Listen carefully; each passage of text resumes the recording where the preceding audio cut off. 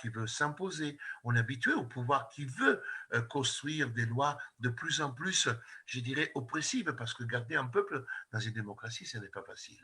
Mais là, c'était le passage d'un extrême à l'autre. La disparition du législatif, la disparition de l'exécutif, on l'a vu au fur et à mesure, quand on a demandé à pouvoir obtenir des droits, et ceci, on ne les a pas eus. Et là, on a compris que les démocraties que nous avons créées comme étant des formes merveilleuses, la France, 1789, les droits de l'homme, la Convention européenne, tout ça semblait disparaître d'un coup. Et qu'un jour, un homme seul pouvait nous dire à 60 millions de personnes, vous restez chez vous, vous êtes en assignation à résidence. Et je remercie sur certains aspects ce qui s'est passé. Parce que vu le choc, ça nous a obligés à réagir vite.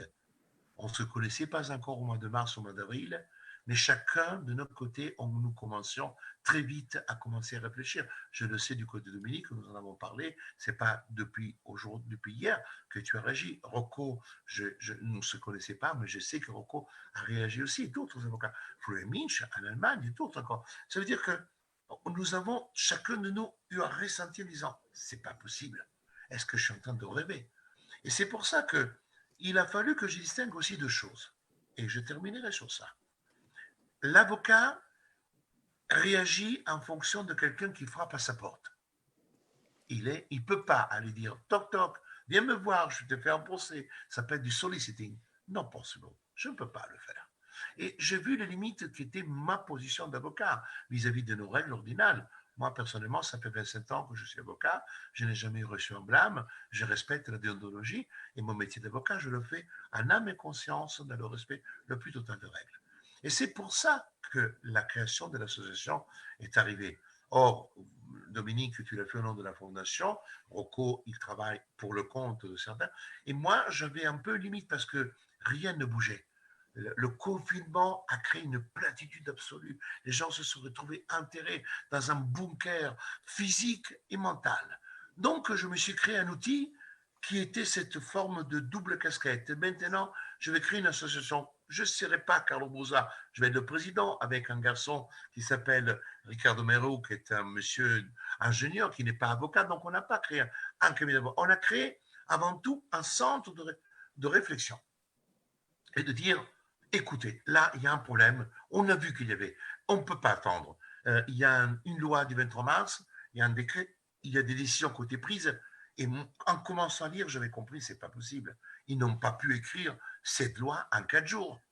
Ce n'est pas possible qu'en 4 jours, depuis le 17 mars, le 23, on dépose un projet de loi rédigé de la sorte dans lequel on crée un état d'urgence, dans lequel on va mettre toutes les règles de la liberté en pâture, qu'on va conférer à l'exécutif tous les pouvoirs d'aller venir, de bloquer le travail, de bloquer l'entreprise, de bloquer la vie privée, de créer tout de suite des systèmes d'interdiction, l'interdiction de manifester.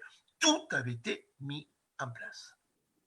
Et je retrouve cela en Italie parce que j'ai la chance, comme Rocco, qui parle plusieurs langues mieux que moi, mais parle même l'italien et le calabrais, je lui fais mes compliments, il le sait très bien que même en Italie, c'est les mêmes choses. Je me suis renseigné en Espagne, la même chose. Donc, je me suis dit, c'est pas possible. On a le même texte, la même approche, la même construction, les mêmes paramétrages. Et là aussi, des clignotants se sont allumés.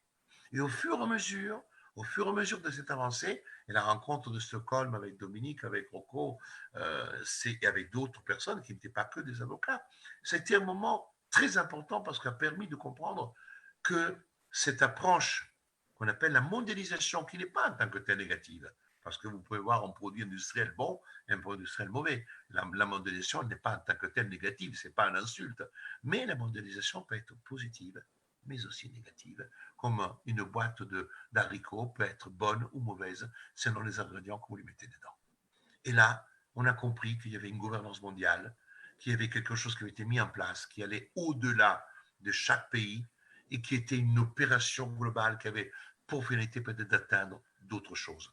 Alors là, dès que nous avons commencé à parler comme ça, on nous a traités de complotistes, on nous a traités de personnes portant atteinte quasiment à la sécurité du pays, mais le complotisme est devenu une insulte majeure et je me fie à une définition qui est donnée par quelqu'un qui est extraordinaire, a dit tout simplement que traiter quelqu'un de complotiste, ce n'est que l'insulte qui est donnée, qui est faite par les dirigeants des démocraties qui sont en décadence.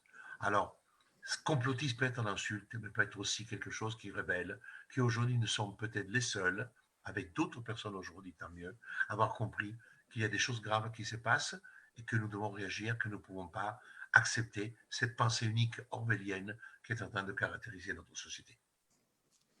Merci, M. Brouza, pour votre éloquence habituelle et qui est en train de devenir légendaire. Si on revient à la démarche qui est entreprise aujourd'hui, cette démarche-là a été inspirée par celle que M. Brouza a fait en France à la fin décembre pour réagir là, à la vaccination que le gouvernement français voulait imposer avec un passeport sanitaire et qui s'en venait à grands pas. Alors, M. Brouza, le 16 décembre, a déposé une plainte pénale comme ça peut être fait en France pour déposer une plainte pénale auprès du procureur de la République. Ici, on n'a pas ce genre de mécanisme-là qui peut être entrepris. Donc, la lettre qui a été envoyée aujourd'hui au premier ministre, au ministre que j'ai nommé, ainsi qu'aux 125 députés qui l'ont reçu en copie, s'inscrit dans la même lignée que la démarche de M. Brouza. Et cette démarche-là, je vais laisser M. Brouza par la suite exposer là, ce qui l'a inspiré pour cette démarche-là et exposer sa pensée, puis on pourra échanger là-dessus. Vise deux choses. Vise à informer, en fait, à conscientiser nos élus relativement à la problématique de la vaccination, puisqu'il y a différents experts internationaux qui ne sont pas nécessairement dans la même ligne de pensée que d'autres. Il y a différentes thèses et différentes informations qui ont été mises de l'avant quant à la nature des vaccins. Deuxièmement, quant aux risques sérieux reliés aux vaccins. Et ça, là-dessus, ce qu'il faut que les gens comprennent, c'est que dans notre droit, c'est la même chose en France et c'est la même chose dans le reste du Canada, pour ce qui est de tout traitement médical ou toute intervention médicale, le consentement libre et éclairé est central pour qu'une personne puisse valablement consentir à un traitement ou à un vaccin. Ce qui, selon moi, fait défaut, et c'est ce qui est dénoncé dans la lettre également qui a été envoyée aujourd'hui, c'est le manque d'informations qui a été communiqué à la population concernant les risques, concernant la nature de ce que sont les vaccins Pfizer, BioNTech et Moderna. Donc, le but est également au niveau pédagogique pour la population, parce que l'information, malheureusement, n'a pas circulé comme elle aurait dû circuler de la part des autorités gouvernementales un peu partout, comme en France, dans le reste du Canada et au Québec. Alors, je vais laisser M. Brouza exposer ce qui l'a inspiré dans cette démarche-là pour échanger par la suite, pour voir qu'est-ce qui s'inscrit de façon commune là, dans la démarche qui a été faite en France et qu'on a fait aujourd'hui au Québec. Alors, M. Brouza, je vais vous laisser expliquer qu'est-ce qui vous a inspiré pour la plainte pénale que vous avez déposée, ensuite la lettre qui a été envoyée aux élus, au président Macron, au premier ministre Castex, et quelle était votre pensée derrière ça et quel était l'effet que vous vouliez causer? Merci beaucoup, Dominique. Il est clair que quand on est confronté au droit, nous, en tant qu'avocats, notre réflexe, ce n'est pas du tout de travailler dans une approche purement pédagogique et de faire du droit comme on peut le faire quand on est à la fac, lorsque nous faisons des cours à des étudiants. Le but d'un avocat, c'est chercher la réalisation du droit. Et la réalisation du droit se fait soit lorsqu'il y a contentieux par un accord transactionnel, qui met fin à un différend, soit en demandant à un juge de trancher, que ce soit un juge administratif ou un juge civil ou pénal, en fonction de la nature de l'affaire. Et lorsque j'étais confronté à l'analyse de la recherche, de la reconnaissance juridictionnelle du droit, j'ai constaté que nous avions une déshérence. Le Conseil constitutionnel en France avait abandonné ses pouvoirs sur le contrôle de la loi. Le Conseil d'État n'agissait pas en tant qu'organe juridictionnel parce que de toute façon, il n'y a pas de juge qui siège au Conseil d'État, mais ce sont des fonctionnaires. Et la juridiction judiciaire ne pouvait pas être saisie, si ce n'est que pour élever une exception d'illégalité face à une contravention dressée pour défaut de justification de sortie pendant le confinement, etc. Donc face à cette déshérence judiciaire, la question que nous nous sommes posée, c'est comment pour faire valoir? Eh bien, on a associé deux notions, le droit et la politique. Il faut que le droit devienne un fait politique pour pouvoir avoir ainsi les gens qui ne soient pas simplement là à attendre une décision, mais que les gens comprennent à travers le courage de saisir une juridiction pénale la gravité des choses. Parce que il n'y a que le pénal. Et moi, je l'ai compris quand je suis venu aux États-Unis. Quand je suis venu aux États-Unis pour des dossiers, j'ai compris quelle était l'importance pour le juge américain des affaires pénales. Quand on disait un juge américain, il y a une plainte pénale déposée pour ça et ça et ça. Ah, j'ai vu le juge américain dire aux Américains, attention, il y a une plainte pénale à Paris. Et j'ai vu une approche. Et ça m'inspirait énormément. Énormément parce que je me suis dit, indépendamment du fait qu'une affaire puisse être tranchée pénalement, quand vous avez le courage de saisir une juridiction pénale, y compris un procureur, pas avant même un jour d'instruction, vous démontrez aux gens la force de votre action. Pourquoi? Parce que le fait de dénoncer des agissements peut engager quand même la responsabilité, sous forme de calomnie, sous forme d'injure ou sous forme d'autres atteintes, comme on peut appeler la dénonciation calomnieuse. Donc, vous acquérissez immédiatement une crédibilité dans votre démarche. Donc, quand nous avons commencé en disant, OK, ça ne sert à rien, je l'ai dit et répété pendant des mois, et d'ailleurs, croyez-moi, je ne suis pas un clairvoyant, c'est l'expérience. Il n'y a pas eu, chers amis, cher Rocco, cher Dominique, cher Stéphane et tous les spectateurs qui nous suivent, une décision qui a été rendue par une juridiction française qui soit convenable, c'est-à-dire qui réponde en dehors de la pensée unique. Tous les recours concernant les masques, l'hydroxychloroquine, les libertés d'aller venir, tout a été rejeté d'une manière lapidaire. Aujourd'hui, il n'y a aucun avocat qui peut dire « j'ai obtenu une décision devant le Conseil d'État ». Ce n'est que de rejet, que de renvoi et de rejet, et de rejet, et des irréclamables. Par contre, quand nous avons entrepris la première plainte sur les vaccins, nous avons commencé à comprendre les effets. Pourquoi?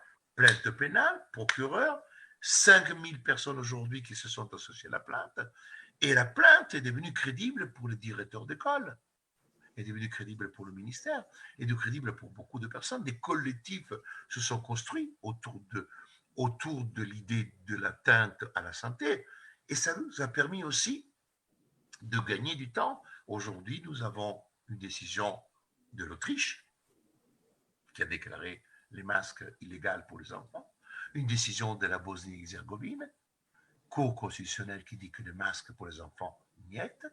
Nous avons aujourd'hui des résultats d'une enquête sanitaire en Allemagne qui fait état de conséquences graves pour tous les enfants. Donc, ça nous permet aujourd'hui d'alimenter, de dire au juge pénal, regarde, ma plainte, ce n'est pas un fait furieux de Carlo Brosa, mais commence à regarder ce qui se passe aussi dans les autres pays où tu as des décisions qui commencent à mettre en exergue la gravité des choix que vous avez entrepris. Deuxième étape, la plainte, pardon. Oui, non, continue, Carlo.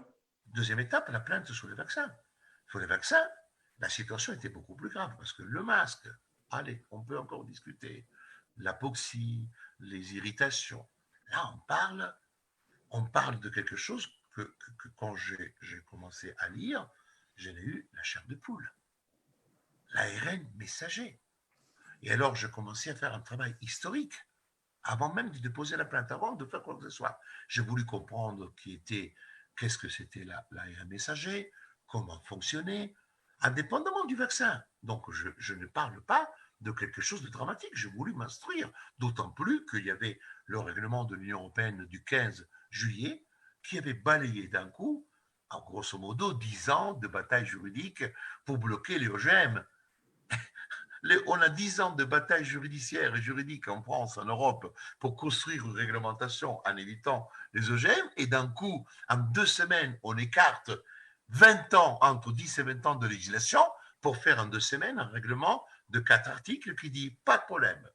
Tout ce qui concerne des organismes génétiquement modifiés peut être utilisé lorsqu'il s'agit de la bataille pour la Covid.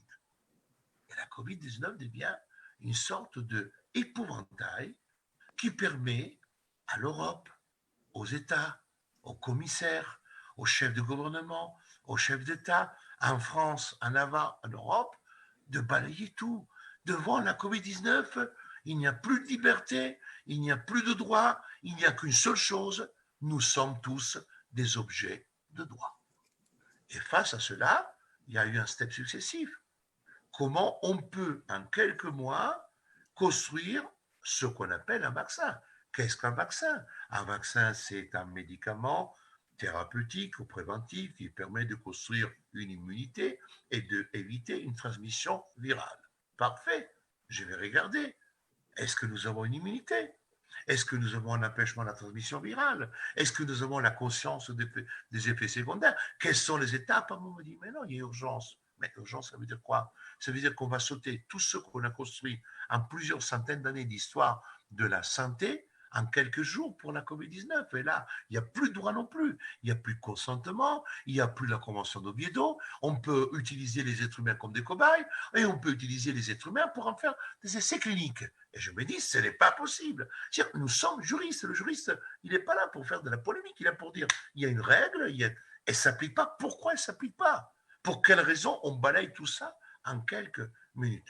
Donc, face à cela, pour moi, quand quelqu'un me vend une Ferrari pour aller faire la compète, c'est une chose. Si quelqu'un me vend une tondeuse pour aller faire la compète de Formule 1, et puis je m'aperçois que la tondeuse ne peut pas faire la compète de Formule 1, je me dis, il y a un problème. On me vend quelque chose qu'on appelle un vaccin et les politiques mélanchantes, etc.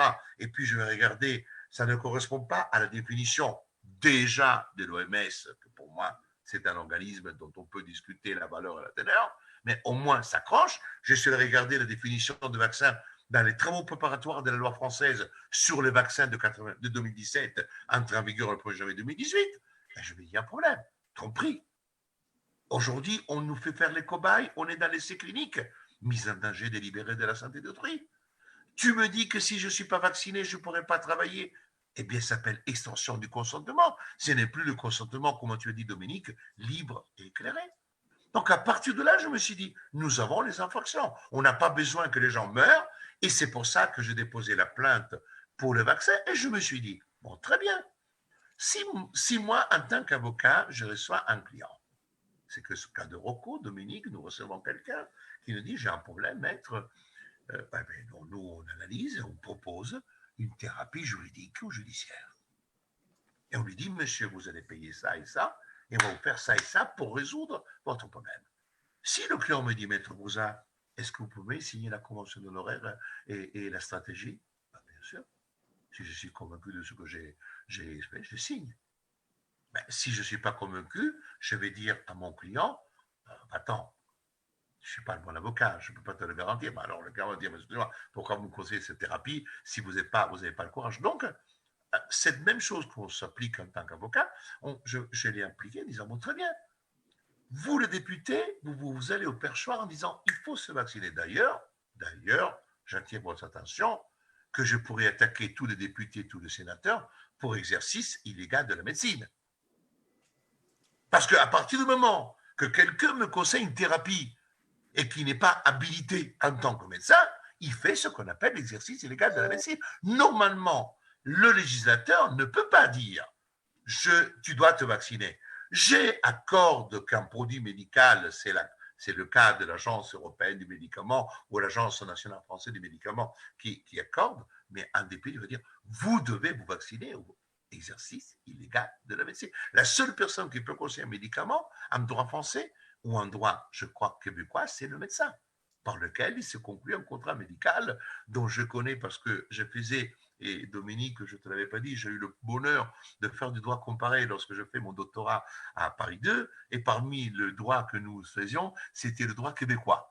Donc, je connais très bien les articles du droit québécois, notamment, c'est sous la théorie de l'imprévision, parce qu'en droit québécois, vous l'aviez et nous ne l'avions pas. Donc, c'est pour ça que je trouvais ça merveilleux. Alors, j'avais fait des magnifiques dissertations sur la théorie de l'imprévision. Donc, pour dire que je ne suis pas loin de vous depuis des années, parce qu'en droit comparé, on faisait cela. Eh bien, je connais un tout petit peu que nous sommes très proches dans les mécanismes juridiques du contrat médical sur l'information, la connaissance du médecin des données. Donc, face à cela, je me suis dit, nous, on n'est pas médecins.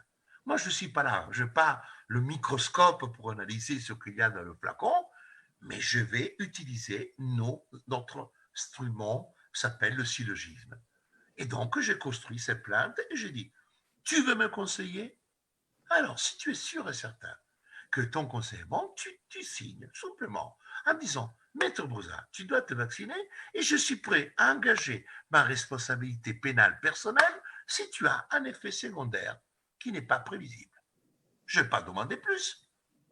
Et là, c'est devenu une sorte de cataclysme national, parce que je vous assure que c'est un cataclysme national. Je me suis fait traiter par, mais je suis très heureux, parce que magnifique, le directeur d'un EHPAD, lors d'une émission de jeudi soir de grande écoute, m'a dit, vous êtes la cause que les médecins ne vaccinent pas parce qu'ils ont peur, c'est vous qui bloquez la vaccination en France. Bon, très bien, soit, c'est un honneur.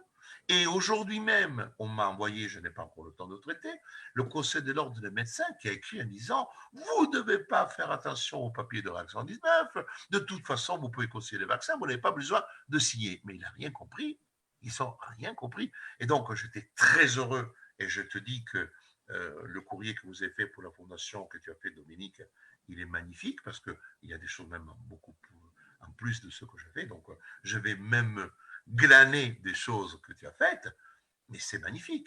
On a compris que faire du droit, c'est ça, créer, trouver face à ce qui peut être le tsunami, les parades. Et je pense que là, on a commencé à mettre le doigt sur la plaie. Et puis, je terminerai sur ça, 3 points. Le temps nous apporte quelques révélations. Aujourd'hui, vous avez Pfizer-BioNTech qui commande les flacons. J'ai reçu une information de la part de une commande de 1 milliard 600 millions de flacons le 2 novembre 2019. Le mois de mars 2019, la société Scott, première productrice au monde des flacons, met 1 milliard de dollars pour développer sa chaîne de production de flacons. Tout ça, c'est même pas une information secrète, c'est dans les informations publiques. Demain, je mettrai en ligne la commande de tests PCR qui a été faite pour la COVID-19 en 2018, avec les montants en dollars des commandes qui ont été faites.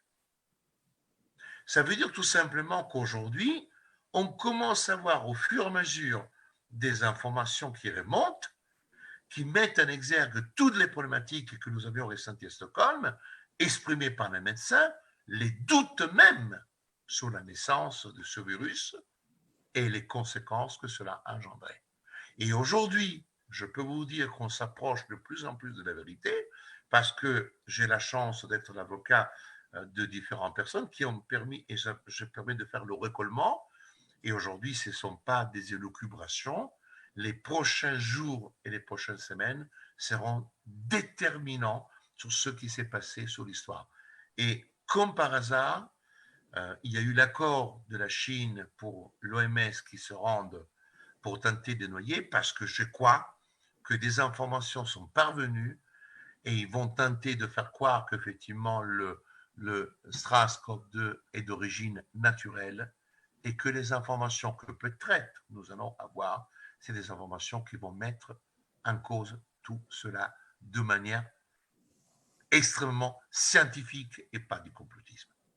Et cela va naturellement bouleverser la donne de tout ce qui est en train de se passer depuis des mois.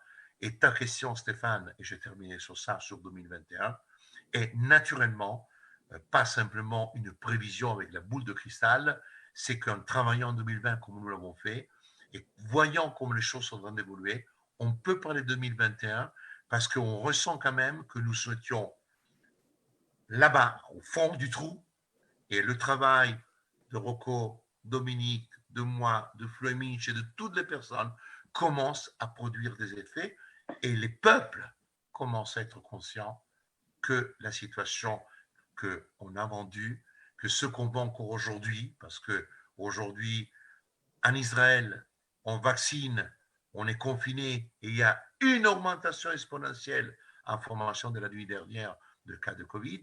L'Angleterre, idem, premier pays en Europe à vacciner de manière fortement à travers l'ARN messager. Et aujourd'hui, déjà, on a les dégâts j'ai de plus en plus d'informations de décès, de personnes ayant des réactions gravissimes. Et là, je terminerai sur ça, pardonnez-moi. Les Français ne sont pas des cons. On a quand même une structure administrative qui fonctionne parfaitement. Les Français ont quand même une culture de recherche très importante. C'est quand même en France que nous avons l'Institut Pasteur. C'est quand même en France que nous avons des chercheurs de qualité et des écoles exceptionnelles. Et quand on m'a posé la question jadis, est-ce que c'est de l'incompétence qu'on ne vaccine pas? J'ai dit non, ce n'est pas de l'incompétence.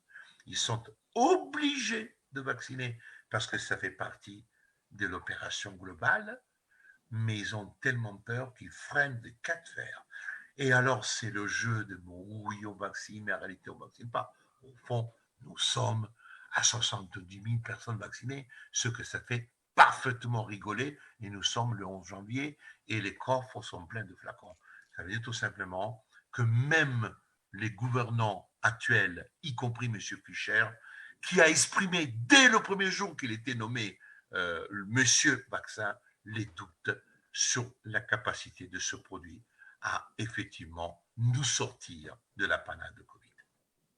J'ai une question pour toi, Carlo, parce que c'est une question que les gens vont se poser, puis on en a discuté, toi et moi, quand j'étais à Paris. Le fait d'envoyer la plainte pénale avec la demande de signature d'une déclaration de responsabilité civile et pénale, parce que tu demandais également pénale en France, comme tu pouvais le faire, aux élus. Quelle était l'idée derrière ça? Parce que, évidemment, l'optique de la lettre que j'ai envoyée aujourd'hui s'inscrit dans la même veine que toi. Alors, est-ce que tu peux expliquer? Parce que les gens vont se poser comme question, oui, mais les élus ne signeront probablement pas. Alors, c'est quoi l'objectif de leur demander de signer une déclaration de responsabilité civile et qu'ils considèrent que le vaccin ne représente pas un risque sérieux pour la santé de la population? Alors, quelle était l'idée derrière cette demande-là que tu avais formulée aux élus, qui est la même idée derrière la lettre qui a été transmise aujourd'hui au Québec? Les choses sont très simples. Quand tu as des députés et des sénateurs qui s'érigent en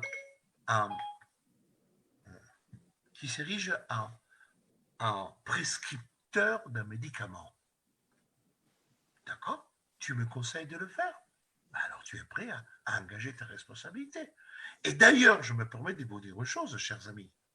Depuis que nous avons adressé la plainte pénale en France, et depuis que nous avons adressé le courrier d'engagement de responsabilité, il n'y a pas beaucoup de députés et de sénateurs qui se font interviewer en disant « il faut se vacciner », croyez-moi. C'est bien le signe qu'ils ont les pétoches. Et que vous n'avez pas beaucoup de monde.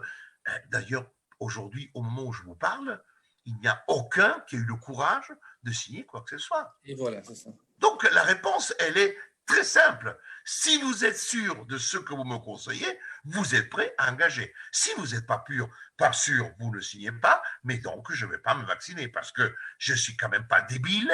C'est comme le général qui amène les gens en guerre et qui dit « vous allez combattre » et puis le général prend le cheval, il fait marche arrière. C'est exactement ça. Maître Brouza, le fameux code Nuremberg, on peut faire peut-être le pont avec Maître Galati et Maître Brouza. Le fameux code Nuremberg, c'est quelque chose que les citoyens sont vraiment curieux par rapport au code. Ça semble faire peur aux politiciens et ça semble s'appliquer. Moi, ce que j'ai cru comprendre, c'est que ça s'appliquait au Canada et en France. Est-ce qu'on peut peut-être élaborer sur l'impact du fait que les politiciens ne veuillent pas signer cette lettre-là et qu'ils fassent la promotion, comme au Québec, on a le premier ministre qui a fait la promotion du vaccin avec le Père Noël. Le Père Noël est venu dire que c'était bon de se faire vacciner. Est-ce qu'il peut y avoir un impact qui peut même amener à l'application du Code Nuremberg ou à l'invocation d'un crime contre l'humanité? Je vous laisse, Maître Galati, Maître Brouza, nous parler de ça. Je pense que ça intéresse beaucoup les gens. Alors, j'ai parlé déjà pas mal. Je pense que Rocco peut prendre la parole. Et après, tes questions, Stéphane, sont très pertinentes. Donc, si Rocco, tu veux, sinon, je peux comme tu veux. Rocco, tu peux prendre la balle au bon sur le Code Nuremberg et sur le fait que... Rocco, ton micro. Le micro, Rocco. Your mic, yeah. Vas-y, Carlo, parce que je pense que la réponse est différente en France qu'au Canada. Donc, vas-y, continue. D'abord, nous avons en France l'intégration de notre code pénal des crimes contre l'humanité. Donc déjà, nous avons un système pénal qui a absorbé, qui a même rendu imprescriptible ces crimes. Donc nous pouvons parfaitement, ça va besoin d'accéder au code de Nuremberg, d'utiliser la normative française, qui sur ce plan-là, au plan pénal, est assez exceptionnelle. C'est un premier point très important parce qu'elle sera certainement visée dans un prochain acte dans les semaines à venir. Concernant le code de Nuremberg, le code de Nuremberg en tant que tel, moi je ne le considère pas une normative pénale.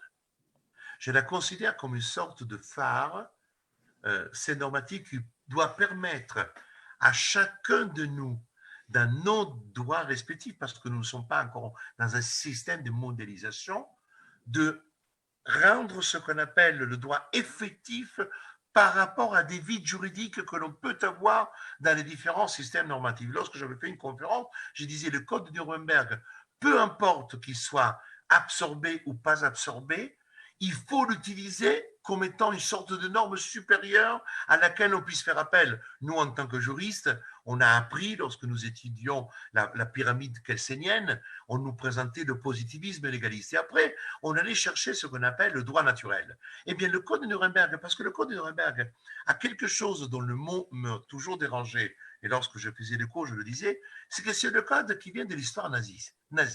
Or, dès qu'on parle du code de Nuremberg, tout de suite, on fait sorte de comparaison comme si cela vaut raison. Non, c'est pour ça que ça me dérange. Parce que moi, j'aime le décrochement de ce qui est des éléments. Ce qui se passe aujourd'hui avec la Covid-19 n'a peut-être rien à voir avec ce qui s'est passé dans le cadre du nazisme.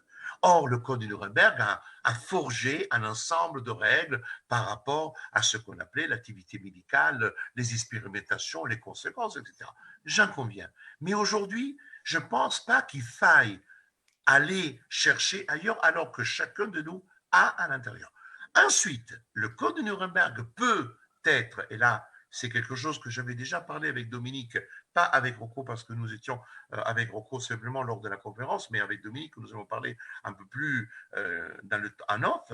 C'était, souviens-toi, quand je parlais de l'idée de cette sorte de plainte commune dans laquelle effectivement on peut tous travailler de manière globale et aller chercher donc ces normes supérieures qui nous décrochent du Canada, du Québec, de la France, de l'Italie. Ça va être quelque chose d'intéressant quand on aura fait le recollement de tous les éléments qui nous permettent de pouvoir dire nous sommes face. Parce qu'aujourd'hui, beaucoup raisonnent du crime contre l'humanité dans le cadre des choix entrepris par les différents États dans la manière d'affronter le problème dont on peut discuter la portée et la teneur. La vraie question qui se pose et qui se pose à tous aujourd'hui, c'est ce qu'il y a en amont. Comment se fait-il que ce SARS-CoV, ce coronavirus, a changé de portée? Comment ça se fait qu'il a pris cette porte d'entrée nouvelle qui n'était pas envisageable et que ça serait simplement peut-être une évolution d'une chauve-souris dans une cave trouvée par une sorte de chinoise qui nous a fait le 30 janvier un rapport nous faisant croire que c'était le TGA13 qui aurait conditionné le SARS-CoV. Quand on aura tout le puzzle de ce qu'il y a dans le bac, on comprendra mieux ce qui est en train de se passer là. Et cette approche assez univoque dans la manière de gérer, parfois de manière absurde, fasciste, dictatoriale, attentatoire à toutes les libertés, et ça je le dis, par rapport à quelque chose qui nous avions déjà eu l'occasion de connaître, les coronavirus, depuis 1964. La seule chose, c'est que la COVID-19, le SARS-CoV-2, a fait l'objet d'une modification structurelle qui a permis à ce virus d'accéder aux cellules et de se reproduire. Je vous donne le chiffre de 10 000 fois plus vite que n'importe quel virus. 10 000 fois plus vite. Et c'est vraiment une affirmation scientifique. Vous imaginez pourquoi aujourd'hui nous sommes confrontés à cela. C'est-à-dire que ce virus a reçu une clé, et alors c'est un généticien qui a utilisé un mot il m'a dit, vous savez, Maître Broussard, les virus normaux, ce sont des virus qui ont un petit pass qui permet d'ouvrir 2-3 portes dans un hôtel. Le Strasbourg 2, c'est le monsieur qui a le pass pour ouvrir toutes les portes de l'hôtel. Voilà. Merci, Carlo. Une métaphore très intéressante. Merci, Carlo. Concernant le Canada, juste savoir au niveau du Code Nuremberg, est-ce que les élus peuvent avoir peur de la notion de crime contre l'humanité ou de l'invocation du Code Nuremberg? Moi, je vais laisser parler Rocco là-dessus parce que Rocco, on en a discuté amplement ensemble. Je vais rajouter par la suite. Alors, oui, Maître Galati, allez-y. La réponse vite, c'est non. Les crimes contre l'humanité au Canada font partie de notre code criminel. Le problème pratique au Canada, c'est que pour procéder avec un crime contre l'humanité, il faut le consentement personnel du procureur général du Canada. Donc, le procureur général du Canada ne va pas procéder contre ses amis, simple. À part c'est clair qu'un crime d'humanité, c'est toujours fait par les acteurs de l'État. Donc, le procureur général ne va jamais donner son consentement personnel pour procéder contre eux.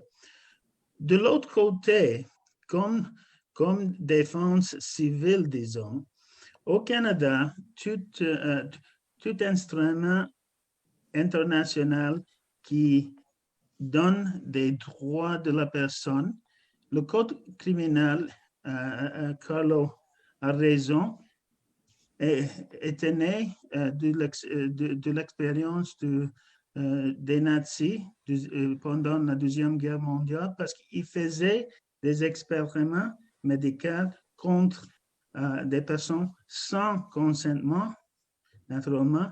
Donc, le code de Nuremberg protège contre des expériments et procédures médicales sans consentement de la personne. Au-delà de ça, la déclaration de Helsinki de 1960, qui était renouvelée de temps en temps, empêche que les médecins participent dans de donner des traitements contre le consentement et de faire des expériments. À mon avis, légal, comme avocat constitutionnel, à mon avis, des traitements médicaux qui sont mal administrés constituent un crime contre l'humanité parce que c'est un traitement qui n'est pas, comment est-ce qu'on dit en français, safe? Sécuritaire. Sécurisé. Dans le contexte qu'il appelle des vaccins contre le COVID, Carlo a raison. Au niveau scientifique, la science nous dit que ce n'est pas un vaccin comme on comprend. Ça n'empêche pas la transmission du virus. Ça ne donne pas l'immunité contre le virus. C'est un traitement thérapeutique d'un pathogène chimique. OK? Et c'était développé dans l'espace de 6 mois. Ce n'est pas sûr, ce n'est pas efficace, on ne sait pas. Le WHO a dit qu'il n'y a pas de preuve que ça va être efficace contre le COVID. Donc, à mon avis, c'est un expériment contre le peuple.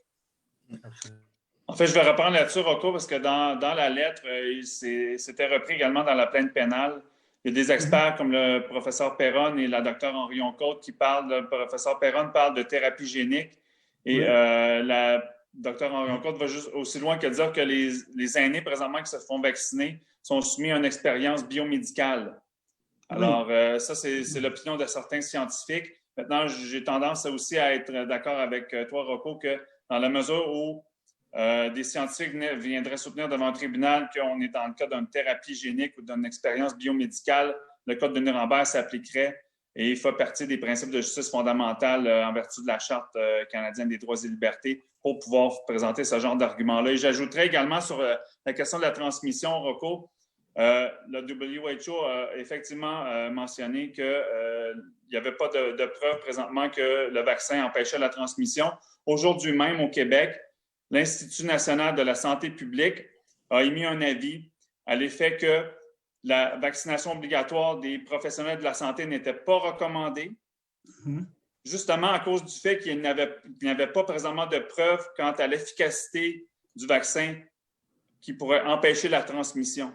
Ouais, écoutez, c'est l'Institut national de la santé publique aujourd'hui qui a émis cet avis-là sur la question de l'absence d'effet sur la transmission par le vaccin.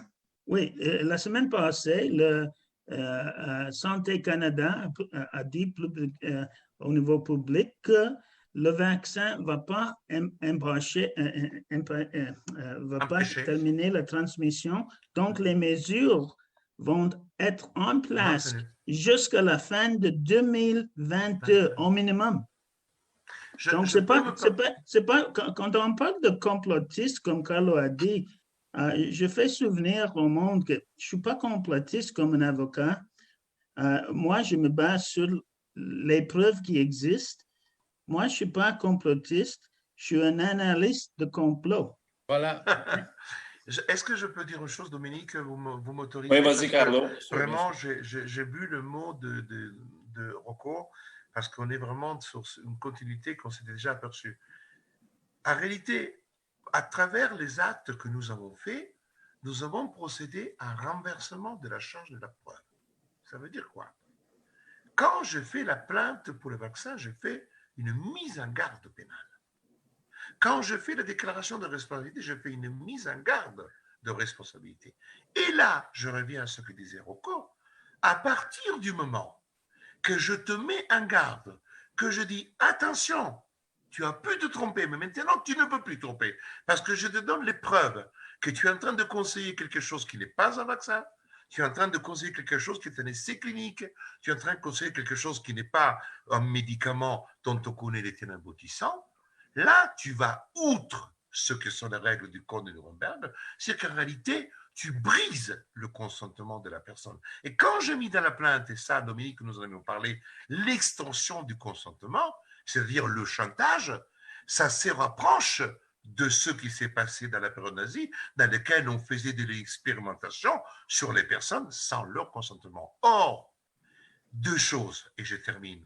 Soit tu as une réelle liberté de dire oui, je prends ce médicament, non, je ne le prends pas.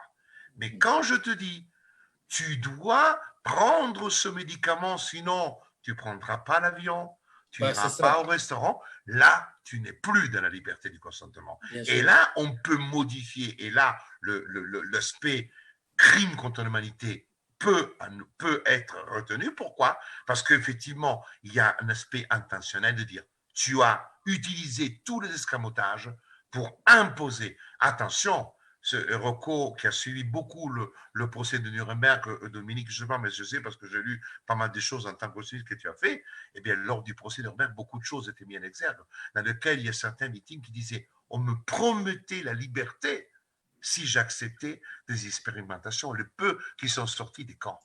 Ça veut dire qu'en réalité, même le fait de dire « Madame, monsieur, acceptez qu'on vous met ça », vous serez libre, vous sortirez du camp. C'était une des choses que Mengele et les autres faisaient pour que les gens disent « Ok, on ne va pas mourir dans les chambres à gaz, on va tenter. Oui. » C'est comme ça. Donc, ça s'appelle ce qu'on appelle l'extension du consentement. Carlo, il faut ajouter ici que selon le droit anglais, le système anglais, le consentement, ce n'est pas simplement le consentement.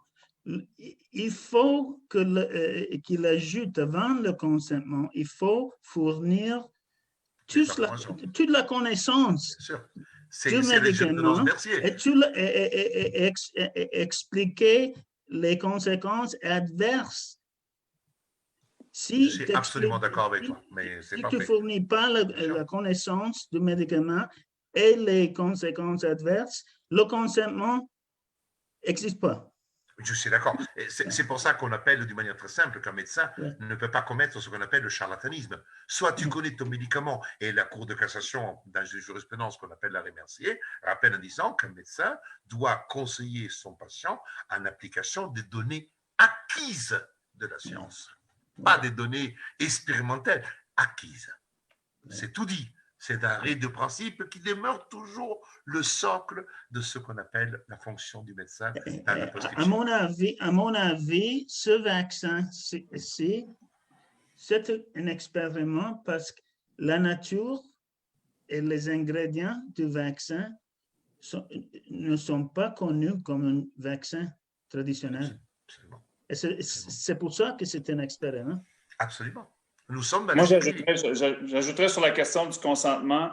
Moi, j'invite les gens parce que un des buts de la démarche qu'on a entrepris et qui est dans la même foulée que toi, Carlo, c'est que en tant qu'avocat, j'ai fait le constat avec les règles qui s'appliquent au consentement libre et éclairé qu'en tant que population, on n'a pas eu l'information nécessaire pour qu'on puisse donner un consentement libre et éclairé à cette vaccination-là si les gens veulent le faire volontairement. Et moi, j'invite les gens à aller lire, dans la lettre, je le cite également, une présentation qui a été faite par le FDA où on a listé 22 effets et conséquences qui peuvent aller jusqu'à la mort, même des conséquences graves. Je n'ai pas souvenir, moi, que la population québécoise était informée de ça. Et je ne pense pas qu'en Ontario non plus, en France, la population était informée de ça. Et j'invite également les gens, j'ai trouvé un document qui a été publié par Réinfo COVID, qui est le collectif français, où on fait état des bénéfices très marginaux par rapport au vaccin. Ça, c'est un regroupement de soignants et de médecins en France. Et moi, je ne fais que citer ce que ces gens-là ont écrit versus les effets négatifs des vaccins qui sont listés dans ce document-là. Et encore là, je n'ai pas souvenir que la population ait été informée de ces choses-là de façon générale pour pouvoir prendre une décision. Est-ce que je prends le vaccin? Est-ce que je ne le prends pas? Parce que présentement, il n'est pas obligatoire, mais les gens vont se faire vacciner volontairement. Or, la question que je me pose en tant qu'avocat, est-ce que les gens qui vont se faire vacciner savent exactement ça pourquoi ils vont se faire vacciner et les conséquences qui peuvent en découler? Maître Desjarlais, je voudrais juste dire aux gens que si vous allez sur la page de la Fondation pour la défense des droits et libertés du peuple, allez voir le communiqué de presse PPN qui a été émis aujourd'hui. Et allez voir au bas de la page, vous avez la fameuse lettre de 18 pages qui a été envoyée à titre de mise en garde par huissier au premier ministre, à la vice-première ministre, au ministre de la Santé, au directeur national de la Santé et aux 122 autres députés. Allez voir le contenu et justement, c'est une lettre qui a été inspirée par les travaux de Maître Brouza et aussi par certains experts que l'on côtoie depuis.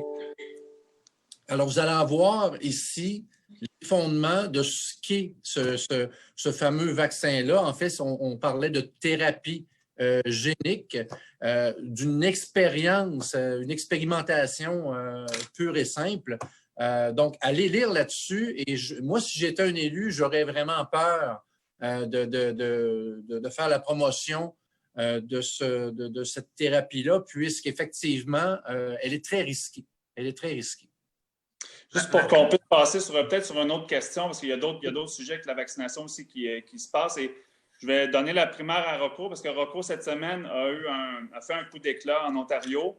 Et j'ai vu le communiqué de presse. Alors, Rocco, j'aimerais que tu parles de l'approche que tu as eue de la part de policiers en Ontario pour entreprendre un recours à l'égard des mesures COVID en représentant un regroupement de policiers. OK. Avant de ça, je veux terminer avec le sujet qu'on parlait à Stéphane. Oui. Il faut que le monde me comprenne bien.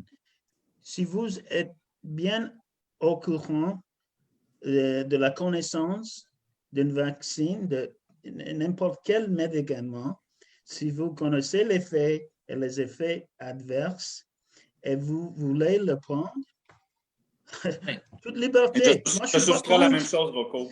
Pour moi, la seule question, c'est la volonté, la connaissance et le droit de choix.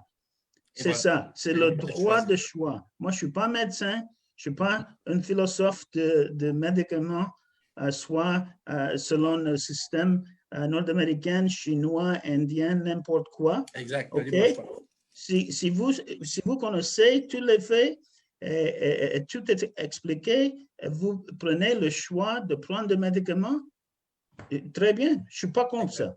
Je suis contre enlever le choix, soit par des règles mandatoires, soit par ne pas fournir les faits suffisants pour donner à la personne tous les outils pour prendre sa libre choix de prendre le médicament ou non. OK, oui, cette semaine, j'étais retenu, comme on dit, dans notre système de droit par des policiers actifs qui ont de la misère de comprendre et enforcer les règles comme il existe. C'est quoi le mot en français, Dominique, pour oath? Le serment. Le quoi? Le serment. OK. Le serment des policiers exige qu'il appuie Sa Majesté la Reine, le système de droit, et qu'il protège la Constitution. Donc, il y a beaucoup de policiers qui pensent que enforcer beaucoup de mesures brise les droits constitutionnels des citoyens. Donc, on va se présenter en cours pour déclarer la responsabilité, le devoir et la discrétion que les policiers ont. Et si c'est une brise de leur serment, d'enforcer les plusieurs mesures selon le COVID. C'est quelque chose de très sérieux parce que c'est les policiers qui sont, pas tous, mais il y en a beaucoup de policiers qui pensent que leurs actions d'enforcer les mesures comme écrit, ce n'est pas constitutionnel. C'est la première fois que j'ai vu ça dans l'histoire du pays. Donc, on est en train de préparer l'application en cours pour se présenter en cours d'ici quelques semaines pour obtenir une déclaration pour les policiers. Parce que je veux pas prendre trop de temps, mais un policier dans le système anglais, comme un membre de cabinet de l'exécutif du Parlement, maintient un bureau directement avec la reine. C'est une théorie de droit. Par exemple, les ministres, ils ont des privilèges. Et une des choses qu'un policier a, c'est d'investiguer quelque chose, ramasser les preuves et après ça, décider si je procède au niveau criminel contre cette personne ou non. Les politiciens n'ont pas le droit de faire cette décision, même pas ses supérieurs. Ah, ouais. Si le supérieur veut procéder, il faut amener le dossier de ce policier. Donc, tout policier a la discrétion de prendre une décision là-dessus. Ce qui passe maintenant, c'est que les policiers, ils ont enlevé cette discrétion. Et il y a des ordres que dans tous les cas, il faut procéder contre les citoyens. Ils sont contre ça parce que chaque événement est différent. J'ai une question pour toi.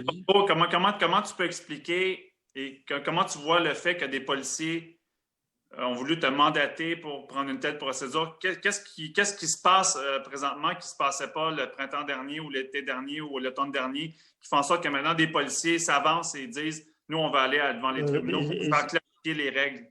Qu'est-ce qui se passe? C'est que la situation est extrême au bout. OK? Ce n'est pas si extrême. Ce sont des mesures de droit martial. Ça crée un déchirement, Rocco. Là, lorsque les gens te parlent, est-ce qu'ils te parlent du déchirement chez les policiers? Là, si on parle à l'interne, dans le cadre de leur travail, ça doit être très difficile pour eux de savoir sur quel pied danser, comme on dit. Là. Comme n'importe pas quel secteur de la société, il y a une différence vis-à-vis les mesures.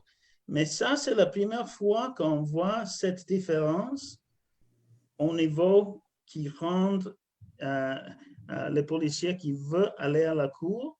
C'est que d'habitude, il y a une loi et dans la société, il y a toujours une différence d'opinion si cette loi est justifiée ou non. Mais d'habitude, la police ne se pose pas ces questions, il applique la loi jusqu'au point que les cours annulent la loi ou déclarent la loi pas constitutionnelle.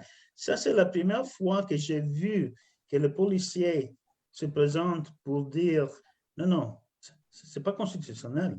On ne veut pas enforcer des mesures qui ne sont pas constitutionnelles. Il faut que la Cour déclare et clarifie ces mesures parce que c'est trop extrême. Ça, c'est la différence. Rocco, tu as une autre cause aussi, je crois, avec le Collège des médecins de l'Ontario. J'en ai deux, en Ontario et en Colombie-Britannique. On fait cause contre les collèges pour, comment est-ce qu'on dit en français, supprimer le droit de libre expression des médecins qui critiquent les mesures de COVID. Donc, tous les collèges, pas seulement des médecins, des infirmiers, tous les professionnels médicaux, ils stipulent que tu n'as pas le droit de critiquer les mesures officielles de COVID. Il y a la Cour d'appel de Saskatchewan a décidé qu'un infirmière qui a critiqué le système de santé, qu'elle a dit a tué sa mère, avait le droit de le dire. Et le gouvernement disait non, si les personnes qui sont des professionnels dans ces secteurs critiquent les lois, la confiance publique dans le système de santé va chuter. La Cour a dit c'est le contraire. Les personnes qui travaillent dedans sont les meilleures pour critiquer le système parce qu'ils ont la connaissance de ce qui se passe dans les hôpitaux et tout ça. Donc le droit de libre expression d'une professionnelle en médecin était appuyé par la Cour d'appel de Saskatchewan. Ça fait 2 mois. Rocco, une autre question qui revient souvent, c'est quand est-ce qu'on va voir Maître Galati mettre sa toge et aller plaider la grosse cause là, qui a été déposée en juillet 2020, qui est la cause intégrale. Oui, ça va passer, mais tu sais, la toge, ce n'est pas inutile de mannequin. Les gens me posent la question. Moi, je pose la question. OK. Moi, écoutez, on a avancé des droits en Ontario. Il faut se souvenir que la cause se trouve en Ontario. Et maintenant, on est presque près de déposer une implication contre les masques dans les écoles. Et c'est parce qu'ils ont fermé la porte aux écoles aussi. On a déjà déposé 2 causes contre les collèges. J'ai déposé une cause pour une médecine, Kuvinder Kaur, pour diffamation, parce qu'elle était attaquée pour ses opinions médicales. OK? Donc, on s'est bougé dans plusieurs, comment est-ce qu'on dit, fronts. OK? Sur plusieurs fronts. OK? Donc, les avocats, comme Bruno t'a dit, pour être efficace, il ne faut pas mettre la toge de matin à soir, OK? Ce sont déposer des plaintes, déposer des actions, faire des vidéos pour éduquer le monde, tout ça fait partie du travail de l'avocat. Ce n'est pas restricté à prendre la toge et courir en cours. C'est passé 4 fois au Canada que les avocats sont entrés en cours trop vite, sans preuve. Qu'est-ce qui est passé? OK? Ils ont perdu. OK?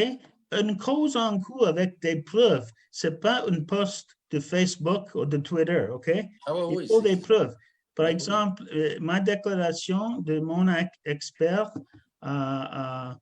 sur les masques, Oui. c'est presque 800 pages. OK? Il faut remettre des preuves, pas seulement des arguments. Et Dominique va t'expliquer aussi que des preuves ne sont pas très faciles à obtenir parce que les experts ne sont pas faciles à trouver parce qu'ils ont peur de perdre leur travail. Ben, justement, ça m'amène à Maître Desjarlais, qui se fait discret, mais en même temps, Maître Desjarlais, on se trouve à travailler sur une cause Oui. dans laquelle, malheureusement, il n'y a pas d'experts du Québec qui sont intervenus dans la cause, mais on peut confirmer. Moi, j'ai fait le calcul. On a 7 experts. On en a en Amérique du Nord et en Europe qui vont aider les Québécois dans la... Moi, je l'appelle la méga poursuite là, sur laquelle on travaille. Donc, peut-être, sans nécessairement aller dans la stratégie, peut-être exposer un peu les sujets qui vont être couverts, peut-être dans la poursuite, sans nécessairement aller dans la stratégie, juste pour informer les gens. En fait, juste pour reprendre sur les experts, je peux confirmer qu'il y a des experts qui travaillent extrêmement fort présentement. Oui. C'est difficile d'aller chercher les bons experts, de les amener à travailler dans un dossier, d'autant plus qu'au Québec, c'était clair pour nous qu'on n'était pas pour en trouver. On a dû aller repêcher en Europe. Oui. Pour ce qui est des sujets, bien, écoutez, il y a déjà une poursuite qui a été déposée au 21 décembre. Il y a plusieurs sujets qui sont couverts. Évidemment, la question de savoir est-ce qu'on est encore en urgence sanitaire va être centrale. Il y a un recours qui a été déposé au Nouveau-Mexique que j'ai lu attentivement et dont je vais m'inspirer également parce que l'avocat dans ce dossier-là, avec qui je suis en contact, attaque l'existence même d'un état d'urgence sanitaire relativement au COVID-19 et attaque également les tests PCR. Ça, je peux informer les gens que la question des tests PCR va également être attaquée. Et je travaille sur cette question-là étroitement en collaboration avec Rocco et les experts dont on a retenu les services. Et voilà. La question des masques également, comme Rocco l'a mentionné, va être traitée. Ouais. Je peux également dire aux gens que la question du couvre-feu qui a été imposé au Québec la semaine dernière est présentement sous haute analyse juridique. Je ne sais pas, Rocco, est-ce que je me trompe ou en Ontario, le gouvernement ontarien a l'intention d'imposer un couvre-feu? OK, écoutez, là, quand on déposait l'action contre le gouvernement le 6 de juillet, Stéphane, on attaquait l'ordre d'urgence. 2 semaines après, le premier ministre de l'Ontario a enlevé l'ordre d'urgence. Il a remis l'ordre d'urgence hier, qui s'applique à partir de demain. OK? Ce qui est passé, c'est qu'il allait imposer un curfew, mais on a fait le press release le samedi que les policiers sont contre ces mesures, donc il n'a pas imposé le curfew.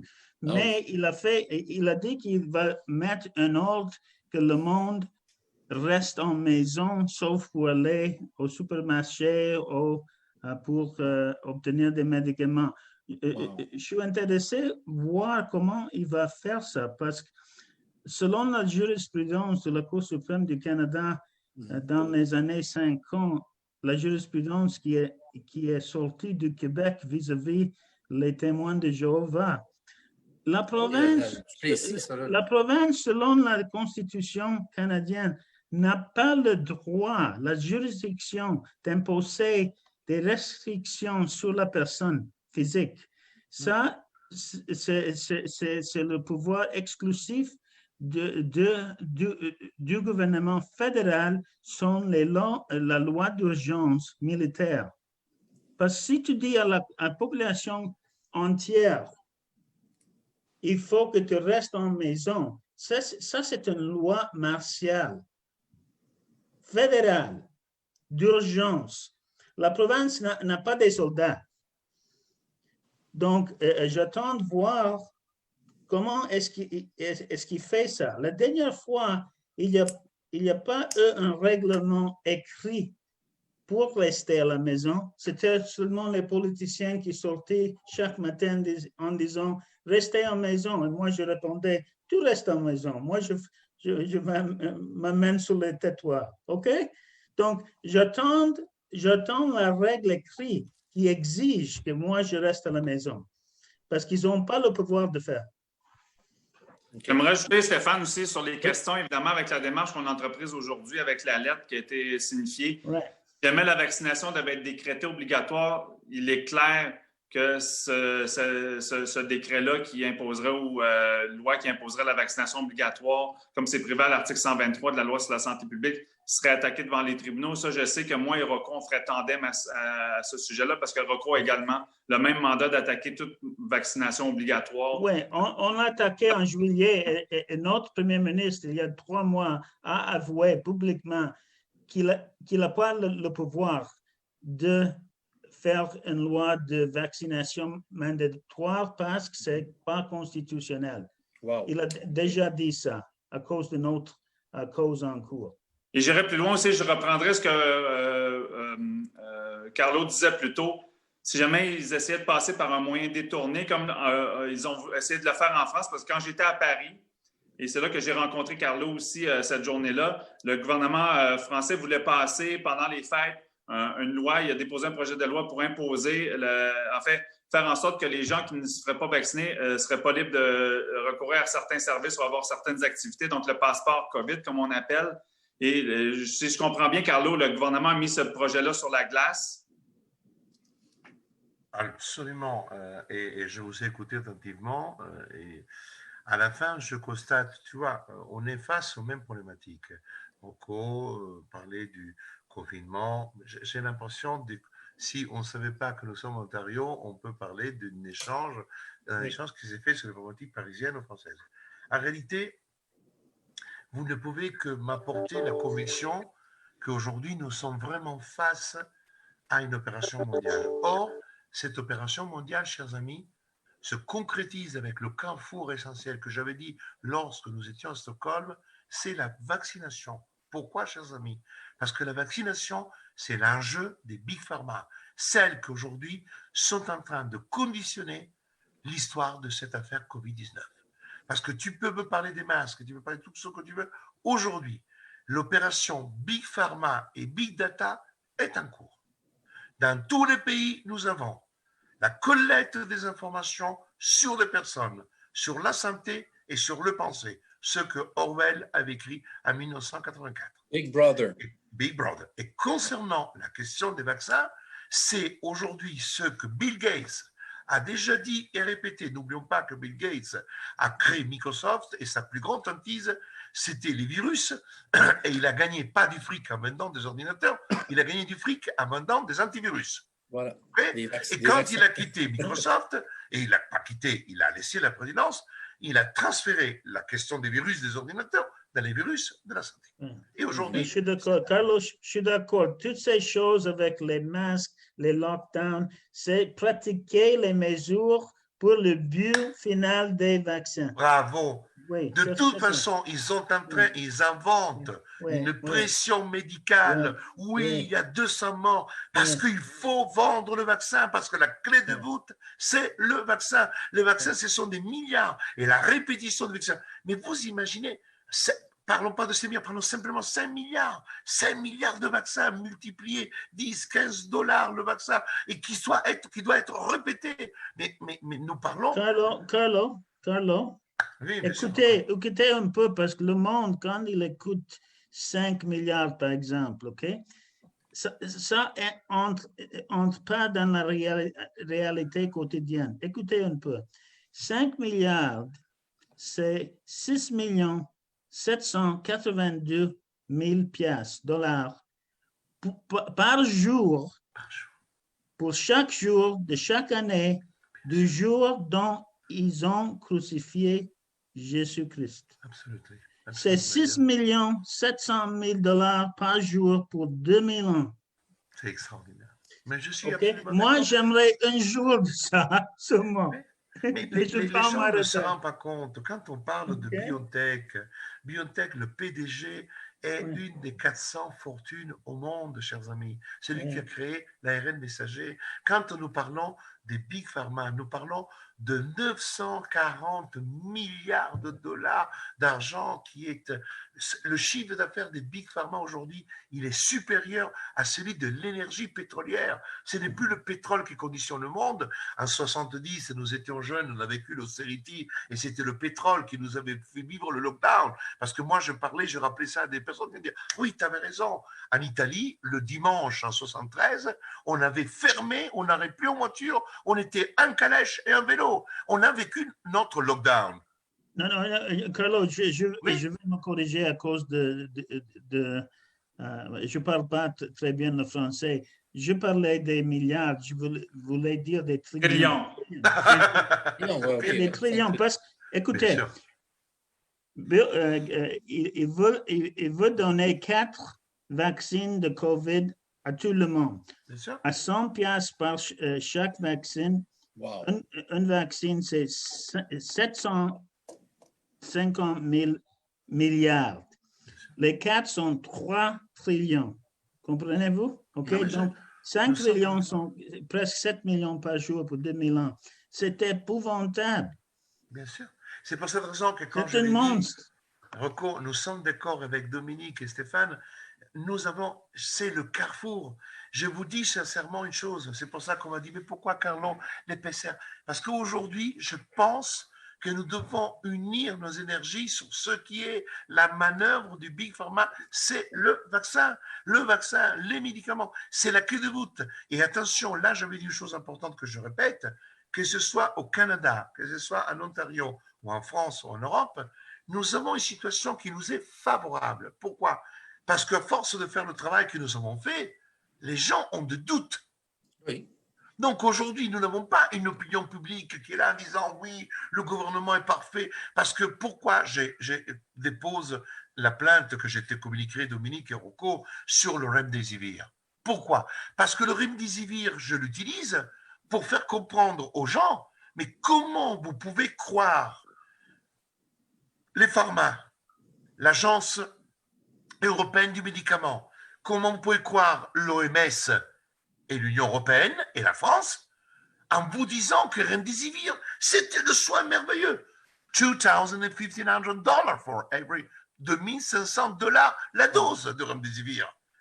Mais un truc de folie. Alors que l'hydroxychloroquine, la chloroquine, c'est une boîte achetée à Stockholm à 4,50 €. Voilà. Donc, quand on est face à cela, et qu'après l'OMS, le 30 novembre, dit oh, il faut tout arrêter, le Remdesivir, c'est quelque chose de monstrueux. Alors, j'ai dit maintenant, je vais le déposer, je n'ai pas un intérêt majeur, mais c'est pour faire comprendre aux Français, on vous a trompé une fois. Tu sais, quand on faisait des cours, et moi, j'ai eu même des enseignements religieux, Jésus-Christ, il était un peu stupide, même s'il était le Fils de Dieu. Parce que Judas l'avait déjà trahi une fois. Je dis, mais alors t'es con. Parce que t'as trahi, quand Judas l'a trahi avant d'aller se faire crucifier. C'était la deuxième trahison, pas la première. Et même César le savait que Brutus l'avait déjà trahi. Et il s'est fait poignarder par Brutus. Donc, si tu fais confiance à quelqu'un qui t'a trahi une fois, putain, il va te trahir la deuxième. Alors, si tu ne fais pas comme ça, c'est que t'es con. Ce qui est intéressant pour moi aussi, c'est que le monde a de la misère écouter la science, le médecin, mais quand tu attaques leur tradition, le sentiment, il y a un sondage qui est sorti hier au Canada. Il y avait un ordre que le monde ne se réunisse pas pour le Noël. Selon ce sondage-là, 50% se sont réunis pour le Noël. Et je pense que le chiffre, c'est plus haut parce qu'il y a beaucoup de monde qui a peur d'avouer qu'ils ont brisé les règles. OK? Donc, moi, quand je parle avec le monde, je dis, OK, si vous n'avez pas l'habilité d'analyser la science, la médecine, le droit, il faut appliquer ce qu'on dit en anglais, sens commun. Your common sense. Le bon sens. Le bon sens. Appliquez votre bon sens à les mesures et vous voyez qu'ils sont extrêmes, irrationnels, ils ne sont pas logiques. Que le petit magasin doit se fermer, mais Walmart, Costco sont tout ouverts avec le monde. Les foules dedans qui ne sont pas capables de pratiquer l'isolation sociale. Mais dans le petit magasin, c'est plus sûr, plus efficace, mais les petits magasins sont en train de se fermer. Ils sont presque tous en faillite maintenant. C'est un agenda mondial, c'est sûr. Absolument. Oui. Et Maître Brouza, quand vous parlez que Judas a tendance à revenir à la charge et trahir à nouveau, ce sont pratiquement les mêmes acteurs qu'on a en 2020-2021 qu'on avait en 2009 avec la crise du H1N1, qui a fait l'objet d'un rapport, même en France, je crois que le Sénat français a fait un rapport sur cette crise-là qui disait, en fait, c'est une grosse arnaque. Oui, mais le problème, cher ami, c'est que le premier cercle qui dirige le monde, qui est quand même ce cercle économique des gens, je le dis souvent pour faire comprendre, si aujourd'hui j'avais 100 milliards de patrimoine, excusez-moi, chers amis, je ne serais pas en train de discuter avec vous. Je serais en train de discuter avec Bernard Arnault, avec Xavier Niel, pour savoir qui sera le prochain président de la République. Est-ce que je garde Macron? Est-ce que je mets Édouard Philippe? C'est ça être le premier cercle. Oui. Donc ça veut dire tout simplement qu'aujourd'hui, nous sommes en train de parler du théâtre politique, de gens qui croient être élus. Non, ils ne sont pas élus, ils sont désignés. Et c'est là tout le changement. Je me permets de vous exposer et de dire une chose à tous les amis qui nous écoutent. Quand tu prends l'Europe a créé quelque chose d'une perversité monstrueuse. Pourquoi? Parce qu'elle a détruit la souveraineté du nombre de pays qui font partie de l'Union européenne, notamment les pays qui ont souscrit en plus l'euro. Il n'a pas créé un gouvernement européen démocratique. Aujourd'hui, nous n'avons plus de démocratie, parce que pour avoir une démocratie, je le rappellerai à tout le monde, il faut avoir un gouvernement, un État et une population.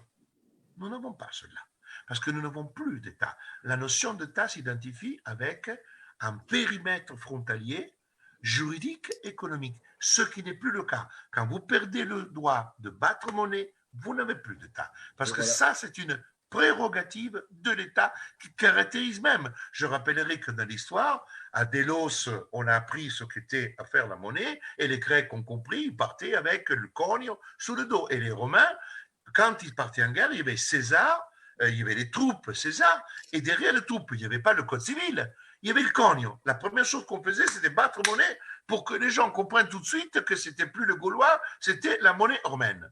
Ils sesterzi. Donc, ce que je veux dire, c'est que ils ont réussi dans le premier cercle à casser ce périmètre européen qui a commencé avec le plan Marshall, qui a commencé à la soumission de l'Europe, mais ils ont réussi à construire cet être hybride qui fait que, chers amis, nous ne sommes plus démocratiquement gérés, nous sommes dirigés par une technocratie. Et quand on voit que la technocratie fonctionne parfaitement bien, parce que, je le dirai à vous tous, est-ce que vous avez jamais eu une grève européenne face aux décisions débiles de l'Union européenne? Pas du tout, chers amis. Vous avez les gilets jaunes en France pour les merdes en France. Vous avez en Italie des merdes, mais vous n'avez pas une grève européenne parce que on ne sait pas identifier. Ah, les gens disent, mais nous sommes des commissaires nommés par les gouvernements, nous on décidons, mais c'est un choix. Et donc, tu as perdu. Et là, quand je dis que nous ne sommes plus en démocratie, les gens me regardent comme ça. Non, nous ne sommes plus. Parce qu'une démocratie, c'est la capacité donnée à chaque citoyen par le vote d'élire un gouvernement qui représente le peuple et qui prend des décisions à l'intérieur d'un espace frontalier. Ce n'est pas le cas. Aujourd'hui, les décisions qui sont prises sont tantôt des décisions dont on dit, OK, prenez les décisions en Italie, en France, mais puis en réalité, tout ce qui est fait à Bruxelles est décidé à Bruxelles parce que est décidé par le premier cercle. Parce que aujourd'hui, nous avons remplacé les philosophies de vie, les projets politiques.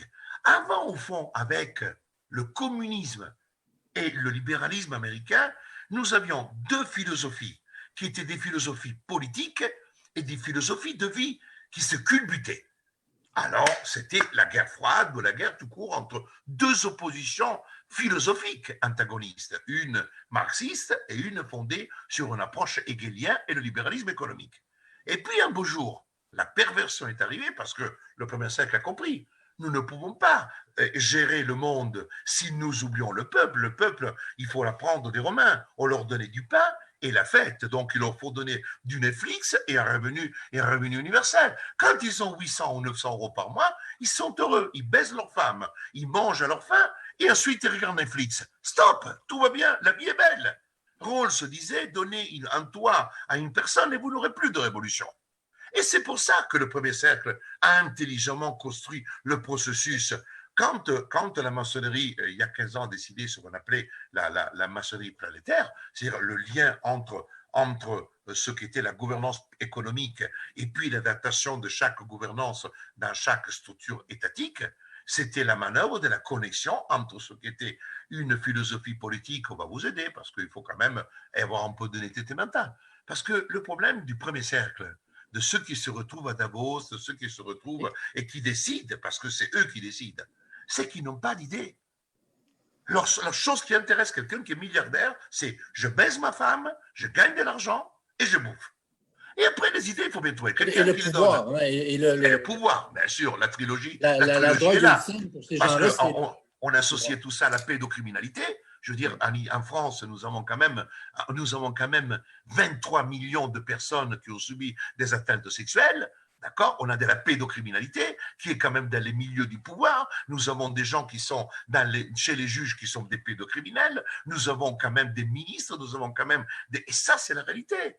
Ça veut dire tout simplement qu'à un moment donné, quand tu te fais chier dans la vie, la seule chose qui t'intéresse, quand tu as du pognon et tu en as beaucoup, c'est autre chose. C'est pas d'aller écouter la musique classique et Mozart. C'est autre chose. C'est faire du cul. Donc, je suis un peu vulgaire pour faire comprendre qu'à un moment donné, il faut qu'ils comprennent les gens que quand on est milliardaire, quand on s'en fout de tout le reste. Et aujourd'hui, regardons qui gagne du fric. Mais ceux qui avaient du fric, ils gagnent encore plus. Bernard Arnault, il a gagné encore plus de fric. Xavier Niel, Elon Musk, et tu as Amazon. C'est eux. Et les Big Pharma, n'en parlons pas des Big Data. Ça veut dire tout simplement que, comme il disait justement en recours, les grands supermarchés sont là, oui. Leclerc, les Auchan, ça, ils ont gagné. Amazon, il a quasiment doublé son chiffre d'affaires. Et voilà. Donc, chers amis. Et Bruno aussi, il faut se rendre compte du fait que il y a 30 ans, 20 ans, il y avait the pharmaceuticals ici, la technologie ici, mais maintenant, à ce moment-là, ils sont mariés au point dont Google est maintenant propriétaire d'une compagnie de vaccins. Toutes les mesures sont en train de transformer le monde à un monde virtuel. Qui gagnera? Bill Gates et ses amis, toutes les compagnies de technologie. Donc, il n'y a plus une séparation parmi ces industries. Ils sont tous un. Chers amis, je suis d'accord. Unifiés, un aide l'autre. Donc, les cours, les écoles, Google Schoolroom. Les cours, Zoom, procédure avec Zoom, et les cours sont fermés. Les écoles sont fermées. Tout est fermé. Chacun reste en maison. Il faut faire tes hôtes de Amazon apportés par Uber Taxi. OK? De toute façon, pour avoir des révolutions, chers amis, tu dois voir des gens qui réfléchissent, qui sortent dans la rue et qui discutent. Quand il disait Rose, donnez une maison et les gens ne feront plus révolution, c'est donner une maison et que les gens restent chez eux. Et tu n'auras plus de révolution. Parce qu'aujourd'hui, on est 7 milliards. On atteint la limite au niveau de la richesse. Donc, automatiquement, dans le grand risque, c'est quoi? C'est qu'à un moment donné, il y a 2 milliards de personnes de trop, inutiles, parce que nous n'avons plus de système. Aujourd'hui, nous avons encore des supermarchés avec des caissières, parce qu'on a envie de les garder, parce qu'il y a un accord qui a été signé entre les États. Parce que sinon, tu n'as même plus besoin d'une caissière. Tu n'as plus besoin. Pour faire une voiture aujourd'hui ou faire 100 voitures, il te suffit une personne derrière. Aujourd'hui, on garde des salariés parce qu'on veut sauvegarder des zombies qui sont en train de produire des trucs. Sinon, tu aurais aujourd'hui 20 millions de personnes en France qui n'ont plus aucune. Aujourd'hui, la France tient debout parce qu'il y a 750 milliards d'euros qui sont versés à la fonction publique et 730 milliards d'euros qui sont les aides sociales. Ça veut dire 1500 milliards d'euros qui servent à garder la paix sociale. Ça veut dire Maître Brouza, une des clés, parce que j'ai entendu le mot grand reset, moi, ça ne sonne pas très bien dans mes oreilles. Maître Galati a vraiment défendu les Canadiens pour redonner aux Canadiens le droit de pouvoir utiliser leur banque centrale, qui est une banque qui appartient au gouvernement du Canada, afin d'arrimer la création monétaire aux besoins des consommateurs et non pas de faire financer les déficits publics par les banques privées, comme c'est le cas au Canada et c'est le cas maintenant en Europe et partout depuis les années 70. C'est un autre débat, mais chose certaine, il y a des intellectuels très intéressants en France, comme Gabriel Rabhi ou Étienne Chouard, qui abordent le sujet de façon très intéressante concernant la véritable démocratie et le pouvoir des oligarques au niveau bancaire et de la création monétaire qui mettent un poids énorme sur... Stéphane, je me permets de faire une remarque. Oui. Aujourd'hui, nous avons des grands penseurs et nous avons des gens qui ont analysé en long, en large, à travers. Moi, je n'invente rien. J'ai étudié comme Rocco, comme Dominique, comme toi, les choses. On a beaucoup de bouquins, on a plein de choses. Le problème, c'est qu'à un moment donné, nous devons traduire ce qui est la conscience de cette évolution fasciste de notre monde, parce que c'est le mot qui me convient et qui correspond, c'est l'évolution fasciste de notre monde. Absolument. Il faut à un moment donné arriver à bloquer cela. Et ma question et mon problème, aujourd'hui, tu parlais de 2021, 2021, numéro 1 d'une décennie, sera un moment très important de bras de fer entre ce qui sera un monde dans lequel la numérisation, c'est la 4e grande révolution après le fugifère, après le feu, voilà, le fer, et ensuite l'électricité et les ordinateurs, il y a le numérique. Le numérique entendu comme une vraie révolution, comme disait Rocco, rester à la maison, faire du Zoom, ne plus sortir, commander ça à manger par Internet, vivre avec la 5G, la 6G, la 45G. C'est en réalité un monde qui est le monde qu'Orwell avait décrit dans son bouquin et que nous avons lu et qui nous faisait peur et que maintenant tout le monde a sorti le livre, putain, elle disait ça. Donc, je termine sur un point. Tu me parlais, qu'est-ce que sera 2020 ? Mais 2021, ça sera, comme il disait Malraux disait, le 21e siècle sera ou ne sera pas religieux. Moi, je dirais, sera ou ne sera pas fasciste. Ça veut dire que soit nous arrivons à bloquer ce processus qui est en train de broyer l'être humain et le rendre un objet du droit, soit nous arrivons à rétablir les sujets de droit. Et quand on parle de sujets de droit, on parle de sujets et des droits acquis, la liberté, la propriété, l'indépendance, la liberté d'agir, de vivre, de venir, de respirer et de s'exprimer, d'avoir des opinions, de manifester et de vivre. Aujourd'hui, il faudrait aussi que les gens aient le courage de leurs convictions. Carlo, si je peux ajouter, je suis complètement d'accord avec toi. Le problème dans ces contextes dont ces forces contrôlent beaucoup, y inclut les moyens de presse et d'expression.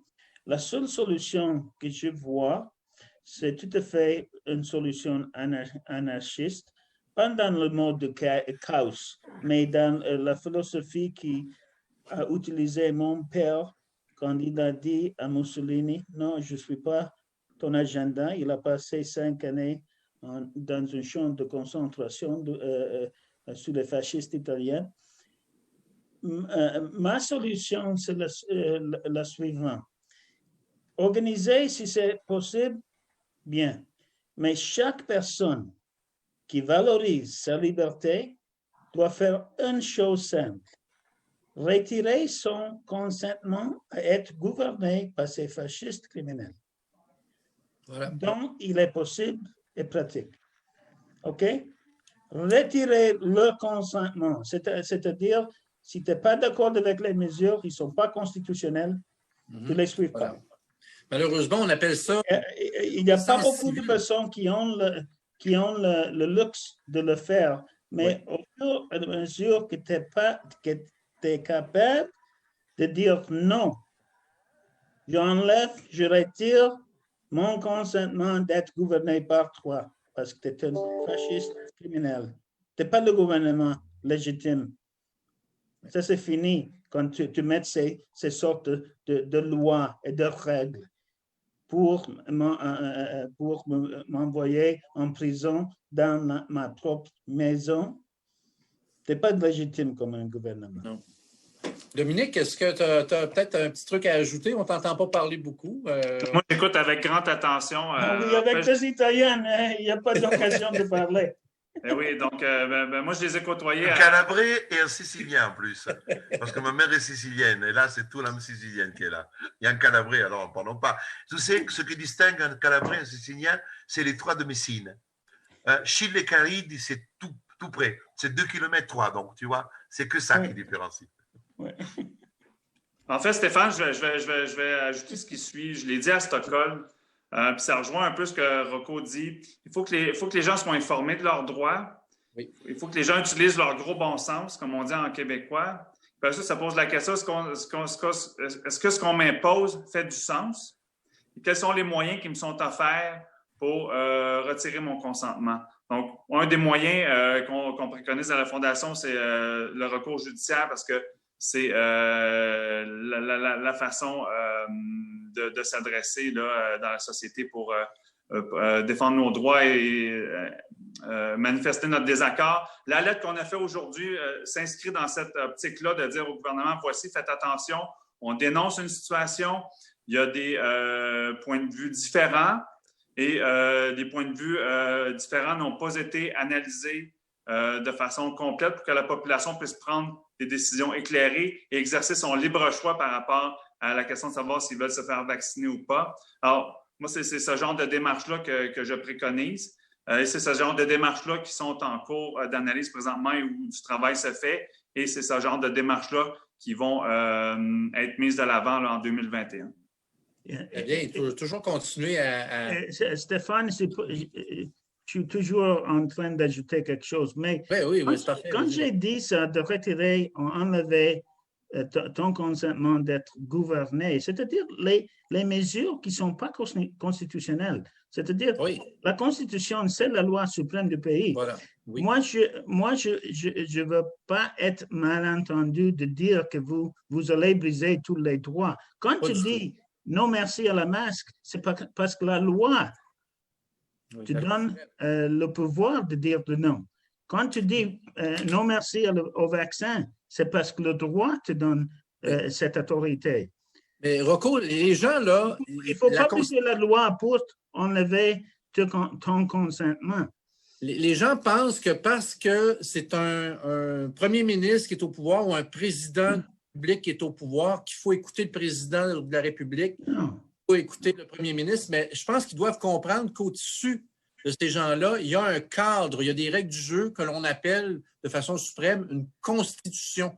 C'est pour les Américains qui ont allégeance à la Constitution. La Constitution au Canada, c'est suprême aux lois du Parlement. Oui, et voilà, il faut le comprendre.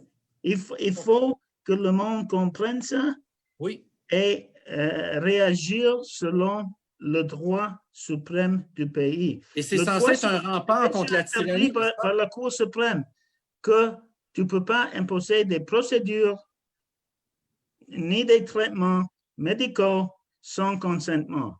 Donc, tu enlèves ton consentement d'accepter leur avis, leur suggestion que tu prennes des masques, de testing, des vaccins. Tu as le droit de dire de non. C'est ton droit. Exactement. Malgré toute la propagande et les discours des politiciens, et même de la législature. Oui. Donc, les journalistes aussi qui, en passant, ne travaillent pas. On ne peut pas dire mon journal, mon journaliste pour la population. Ce sont des employés de sociétés privées qui ont des intérêts privés, des privée, ben, c'est des oligarques dont parlait Maître Broussan qui, eux, là, jouent un sport extrême, le pouvoir, l'ultime pouvoir de jouer aux échecs avec les politiciens, les valets et la population. Je fais une petite tournée, là, simplement peut-être un petit 2 minutes chacun pour faire une petite synthèse avant de quitter pour le souper. Là, on va laisser les gens aller souper. Je sais qu'en France, présentement, on approche minuit, donc on va laisser Maître Broussan également. Ouais. Peut-être aller par politesse légendaire des Québécois, on va laisser aller notre Maître Broussan en premier. Maître Broussan. Alors, Allez-y, Maître Broussan. d'abord, je dois vous dire sincèrement que je suis très heureux de participer à ces tables rondes, à ces échanges. Chaque fois, j'arrive appauvri et je repars enrichi. Et chaque fois, même si ça peut être 1 minute dans ce qu'on a pu échanger, c'est quelque chose de nouveau qui m'enrichit. Oui. Je le dis avec beaucoup de sincérité, croyez-moi, je ne suis pas en train de vendre quelque chose. Vraiment, là, ce soir, j'ai appris des choses, j'ai dit, putain, il a raison. Putain, je veux dire, le plus beau moment, c'est quand je me claque le front et qu'à 59 ans, je me dis toujours, qu'est-ce que j'étais con, j'ai rien compris. Et c'est là, le fait de ne pas savoir, que c'est le plus beau savoir. Deuxième élément, ça, on est en train de faire ce qu'on n'a pas fait pendant des centaines et des centaines d'années. Ça veut dire quoi? Ça veut dire qu'on a compris qu'on a occulté le droit de la vie des gens. Parce que le droit est l'arme contre le pouvoir. Quand vous connaissez votre droit, peu importe d'être avocat, mais connaître le droit. Et la chose que je constate, c'est qu'aujourd'hui, il y a des gens qui me disent, Maître Broussan, voilà, ça y est, quand j'ai un policier qui s'approche, je dis, donnez-moi votre numéro. Ah, mais je ne l'ai pas, alors. Vous êtes déjà en train de violer. Quand je vais à le commissariat, à la plainte, non, article 15.3. Et là, ça bouleverse la vie des gens. Putain, on prend le code de la route pour conduire. On envoie les gens chez les curés pour les mariages. Alors c'est merveilleux parce que les curés qui théoriquement, ils ne savent pas ce qu'est le mariage, ils vont apprendre aux gens qui doivent faire l'amour et faire des gosses comment se marier. Alors c'est quand même extraordinaire. Et nous avons la chance aujourd'hui de pouvoir vulgariser le droit. Et je le constate, les 52 000 personnes qui sont aujourd'hui inscrites à Règle 119, ce sont les personnes qui ont dit, viens, parce que là, on peut apprendre quelque chose. Et là, c'est pas seulement dire, ah, qu'est-ce qu'il est génial pour ça. Non, moi, je veux pas ça. Moi, j'ai envie d'avoir même des gens qui sont critiques, qui commencent à commenter, en disant, mais là, vous n'avez pas vu ça, là ou là. Magnifique, bravo, c'est un pas en avant. Et là, le pouvoir sera dans la merde. Pourquoi avant le droit était pour les élites? Parce qu'effectivement, ça permettait ce dialogue entre les parlements et les avocats. On faisait que le peuple était toujours un peu con et au fond, on pouvait toujours l'avoir. Et maintenant que nous avons compris que si nous restons dans nos cabinets et nous ne faisons pas le droit pour le peuple, aujourd'hui, nous sommes des lumières pour les peuples. Nous avons en main la possibilité de faire réveiller. Ce ne sont pas les médecins, ce ne sont pas les explications scientifiques, c'est le droit. Parce que, comme il disait mon premier prof de droit, premier cours de droit, le droit est né quand un jour Robinson, seul dans son île, croise Vendredi. Et pour éviter de se taper dessus, ils sont obligés de fixer des règles. Voilà le droit. Et le droit, il faut le connaître. Et le droit, ce n'est pas simplement de si je garde mal ma voiture et je ne mets pas le ticket, c'est pas ça le droit, je l'ai expliqué. Le droit, c'est cette intuition, parce qu'à force de faire notre métier, c'est la chose qui est dingue, parce que c'est ça qui est merveilleux de l'international, c'est que chacun a sa loi, chacun a sa constitution, mais Dominique, Rocco et Carlo ont parlé le même langage ce soir. Je ne connais pas le code d'Ontario, je ne connais pas le code du Québec, tu connais peut-être pas mon code civil, mais nous parlons le même langage. Parce que être juriste, ce n'est pas connaître les petites lois de merde que chaque parlement, le petit décret que le petit minable va te faire pour te faire rester à la maison. C'est pas ça le droit. Être juriste, c'est construire une manière de penser et permettre à travers notre manière de penser de broyer ceux qui veulent nous imposer des lois injustes. Et si nous pouvons permettre aux gens, en marchant dans la rue, de ne pas se faire abuser par un policier, quand je vois une femme qui va faire un cours de droit à un policier en lui expliquant sa liberté de ne pas porter le masque parce que la Constitution française et les lois, etc., et que le policier arrive avec arrogance pour pouvoir mettre un PV, et puis il part en disant « Bon, madame, je vous remercie beaucoup, merci, je vous souhaite une belle soirée, au revoir ». Et ça, ce sont des choses qui te donnent chaud au cœur. Parce que même, je dis que pour ça, j'ai gagné parce qu'aujourd'hui, il y a une personne qui ne s'est pas fait abuser par l'autorité, et peut-être ce policier est rentré chez lui en disant « Putain, je suis en train d'appliquer une loi injuste. » Et voilà. Donc, je vous remercie beaucoup et merci encore de m'avoir invité. Magnifique. Merci, Maître Brouza. Merci infiniment pour ce beau témoignage. On voit toute la passion. C'est la vocation qui parle. Maître Galati. Tout d'abord, pour moi, j'aime ces discussions parce que ça me donne l'occasion de pratiquer mon français, même si la moitié des participants étaient italiens. Magnifiquement bien. Mais je dis à mes amis toujours, Bruno, qu'en Europe, on est tous des Italiens, c'est une question de degré. C'est ça. Oui. OK. Pour moi, c'est simple, Stéphane. Oui. Et ce n'est pas la première fois que je dis ça. Écoutez,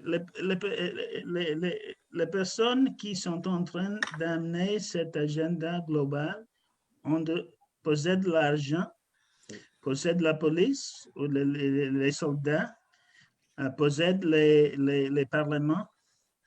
Mais il y a deux choses qu'ils ne possèdent pas et qui ne sont jamais capables de posséder. OK?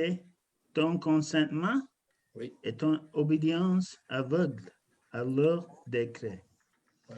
Ça, c'est quelque chose que la personne possède. Et si tu es une personne qui veut exercer dans le monde comme personne libre, c'est simple. Tu dis, non, je te donne pas mon consentement, je te donne pas ma obéissance. Okay? De façon aveugle.